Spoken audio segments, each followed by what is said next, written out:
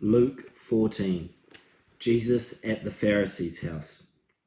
One Sabbath, when Jesus went to eat in the house of a prominent Pharisee, he was being carefully watched.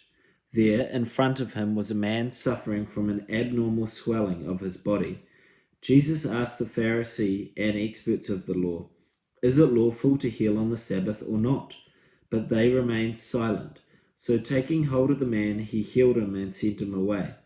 Then he asked them, "If one of you has a child or an ox that falls into a well on the Sabbath day, will you not immediately pull it out?"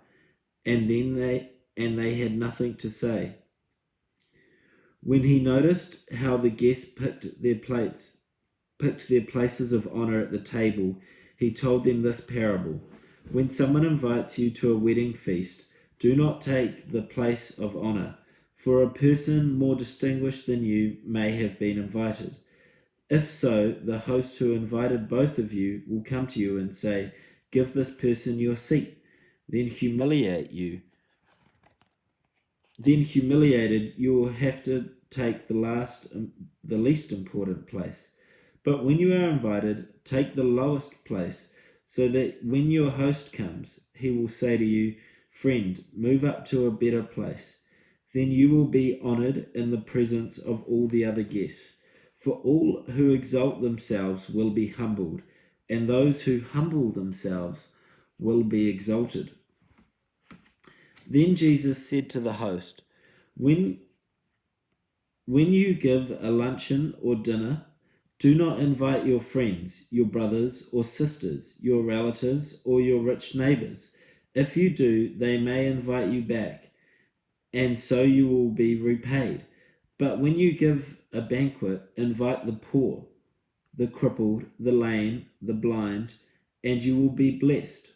Although they cannot pay you, you will be repaid at the resurrection of the righteous.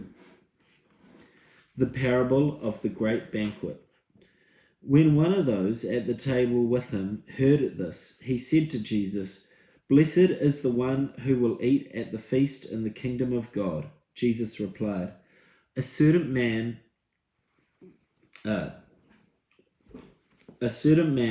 was preparing a great banquet and invited many guests. At the time of the banquet, he sent his servant to tell those who had been invited, "Come, for everything is now ready." But they all alike began to make excuses. The first said, "I have just bought a field, and I must go see it. Please excuse me." Another said, "I have just brought 5 yoke of oxen, and I am on my way to try them out. Please excuse me." Still another said, "I just got married, so I can't come." The servant came back and reported this to his master. Then the owner of the house became angry and ordered his servant, "Go out quickly into the streets and alleys of the town and bring in the poor, the crippled, the blind, and the lame." "Sir," the servant said, "what you ordered has been done, but there is still room." Then the master told his servant, "Go out into the roads and the country lane and compel them to come, so that my house will be full. I tell you, not one of those who were invited will get a taste of my banquet." The cost of being a disciple.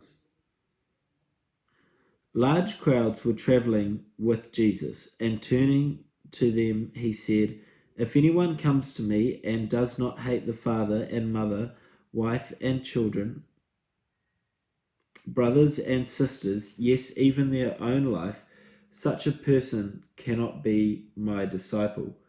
And whoever does not carry their cross and follow me cannot be my disciple. Suppose one of you wants to build a tower. Won't you first sit down and estimate the cost to see if you have enough money to complete it? For if you lay the foundations and are not able to finish it, everyone who sees it will ridicule you, saying, 'This person began to build and wasn't able to finish.' Or suppose a king is about to go to war and against another king. Won't he first sit down and consider whether he is able with 10,000 men to oppose the one coming against him with 20,000? If he is not able, he will send a delegation while the other is still long a way off and ask for terms of peace. In the same way, those of you who do not give up everything, you cannot be my disciples. Salt is good, but if it loses its saltiness, how can it be made salty again?